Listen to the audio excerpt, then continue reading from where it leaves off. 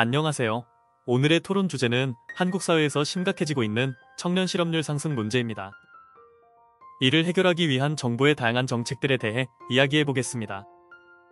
이제 청년 실업률 상승의 원인 분석 이슈에 대해 심도 깊은 토론을 시작하겠습니다. 한국 사회에서 청년들이 직면하고 있는 심각한 고용 문제와 이로 인한 다양한 사회적 파장에 대해 논의해 볼 시간입니다. 양측의 견해를 듣고 함께 해결책을 모색해 보겠습니다. 저는 청년 실업률 상승 문제에 대해 심각하게 생각합니다. 이 문제는 경제적 불확실성과 일자리 부족에 기인합니다. 정부의 적극적인 고용 촉진 정책을 강력히 지지합니다. 청년 실업률 상승의 원인 분석에 있어 저는 일방적으로 교육 시스템의 책임으로 돌리는 것에 반대합니다. 기본적으로 이것은 시장의 변화와 기술의 진보, 그리고 경제 구조의 전환에 따른 복합적 문제입니다.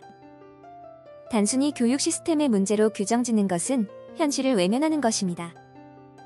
방금 전 당신의 주장은 경제구조 변화를 강조했지만 교육 시스템 개선도 필수적입니다. 현실적인 직업교육이 실업 해소의 열쇠임을 간과해서는 안 됩니다. 우리는 청년 실업률 상승 문제를 주제로 토론하고 있습니다. 당신의 주장은 교육 시스템 개선의 필요성을 강조하는 것 같습니다. 하지만 현실은 교육만으로는 부족하며 기업과 정부의 적극적인 참여와 혁신 없이는 실질적인 해결이 어렵습니다. 제 생각에는 당신의 주장이 다소 허황된 것 같습니다. 현실적으로 기업과 정부의 참여와 혁신만으로 청년 실업 문제를 해결하기 어렵습니다. 교육 시스템의 개선은 실업률을 낮추는데 필수적인 요소입니다. 직업교육과 실무 중심의 교육은 청년들이 실질적인 기술을 습득하도록 돕습니다. 이는 결국 기업과 정부 모두에게 혜택을 주는 것입니다. 저는 지지자의 바보 같은 주장에 강력하게 반대합니다. 현실을 직시해야 합니다. 단순히 교육 시스템을 개선한다고 해서 청년 실업 문제가 해결되는 것이 아닙니다. 기업과 정부의 참여 없이는 어떠한 교육 개선도 무의미합니다.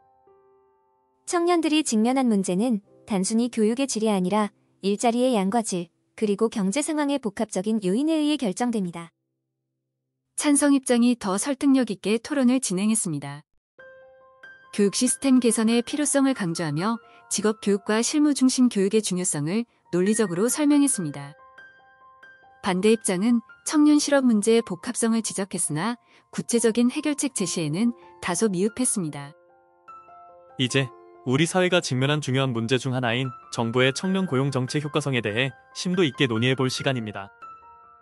청년 실업률 상승이라는 심각한 문제를 해결하기 위해 다양한 정책이 시행되고 있습니다만 그 효과는 어떨지 함께 논의해 보겠습니다. 저는 정부의 청년 고용 정책이 중요하다고 생각합니다. 이러한 정책은 청년들에게 더 많은 기회를 제공하고 실업 문제를 해결하는 데 필수적입니다. 기본적으로 이것은 청년 고용 정책의 효과성에 관한 것입니다. 저는 현재 정부의 정책이 현실과 동떨어져 있음에 대해 비판적입니다. 저의 주장은 정부의 청년 고용 정책이 실질적으로 청년 실업 문제 해결에 기여하고 있다는 것입니다. 당신은 이 주장이 현실과 동떨어져 있다고 하셨지만 실제로 이 정책들 덕분에 청년들이 실습 기회를 얻고 있습니다. 또한 취업에 성공하는 사례가 증가하고 있습니다. 우리는 청년 고용 정책의 효과성을 주제로 토론하고 있습니다. 당신의 주장은 실제로 이 정책들이 청년들에게 도움이 된다는 것입니다. 하지만 실제로 많은 청년들이 여전히 취업의 문턱에서 고군분투하고 있습니다. 일부 정책은 단기적 성과에 치중하며 장기적인 해결책을 제시하지 못하고 있습니다. 청년들이 겪는 구조적 문제를 해결하기 위해서는 더 근본적인 접근이 필요합니다. 제 생각에는 당신의 주장이 비논리적인 부분이 있습니다. 청년 고용 정셔의 단기적 성과에만 집중한다고 비판하는 것은 정부가 실제로 장기적인 발전을 위해 다양한 프로그램과 지원을 제공하고 있는 현실을 간과하는 것입니다. 예를 들어 스타트업 지원 프로그램이나 청년 창업 자금 대출 같은 정책은 청년들이 자신의 사업을 시작할 수 있도록 돕습니다. 이는 장기적인 고용 창출에 기여하고 있습니다. 저런 주장은 허황된 생각에 불과합니다. 정부의 스타트업 지원이나 창업자금 대출 정책이 장기적 고용 창출에 기여한다고 하지만 실제로는 이러한 정책들이 청년들에게 실질적인 도움을 주기보다는 일시적인 효과에 그치는 경우가 많습니다.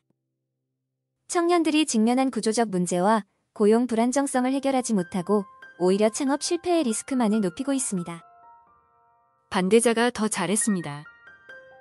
반대자는 청년 고용 정책의 구조적 문제 해결 부족과 장기적 효과에 대한 의문을 제기하며 논리적으로 접근했습니다. 전략적으로도 현실적인 문제점을 지적하며 설득력을 높였습니다. 이제 우리 사회에서 점점 커지고 있는 문제, 바로 민간 부문의 청년 고용 증진 방안에 대해 논의해 보겠습니다. 청년 실업률의 상승이 지속되는 가운데 이를 해결하기 위한 다양한 방안이 제시되고 있습니다. 오늘 토론에서는 이 문제에 대한 해법을 모색해 보도록 하겠습니다.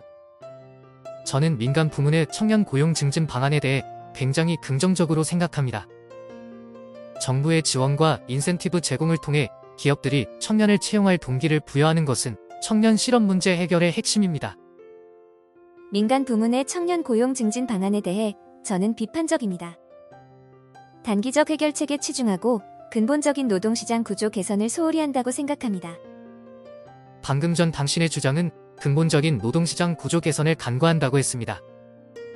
하지만 민간 부문의 청년 고용 증진은 단기적 해결뿐만 아니라 장기적으로도 노동시장의 유연성과 다양성을 증진시키는 기반이 됩니다.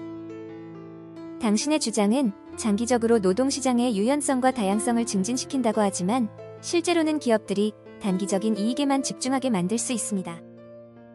이는 청년들에게 불안정한 일자리만을 제공하며 근본적인 해결책이 되지 못합니다. 당신의 주장이 기업들이 단기적 이익에만 집중하게 만들 수 있다는 것은 다소 허황된 생각입니다. 실제로 민간 부문에서 청년 고용을 증진시키는 다양한 프로그램과 정책은 장기적인 관점에서 기업의 성장과 발전에 기여합니다. 이는 결국 청년들에게 더 많은 기회와 안정적인 일자리를 제공합니다. 기업의 이익과 청년 고용은 상호 이익적 관계에 있습니다. 저런 주장은 바보 같은 생각입니다. 실제로 민간 부문의 청년 고용 증진 정책은 종종 단기적 이익에만 초점을 맞춥니다. 이는 장기적인 안정성이나 청년들의 진정한 경력 발전을 고려하지 않는 것입니다.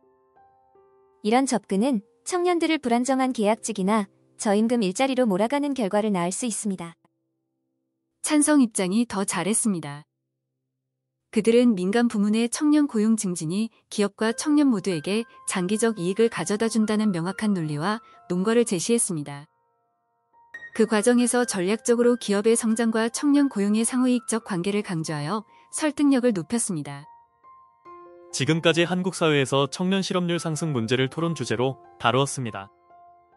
AI 평가단의 평가에 따르면 찬성 입장은 교육 시스템 개선과 직업 교육의 중요성을 강조했습니다.